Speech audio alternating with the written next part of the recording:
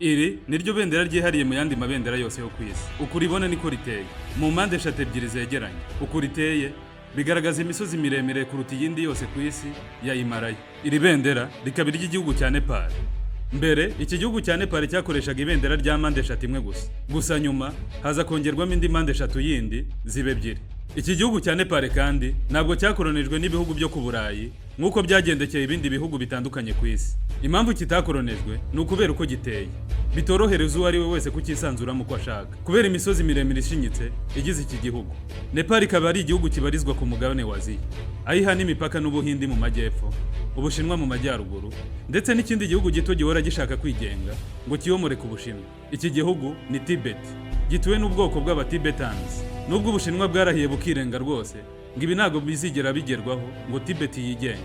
Dukurikire hano ku Isheja Channel, ukora subscribe, like, share ndetse na comment.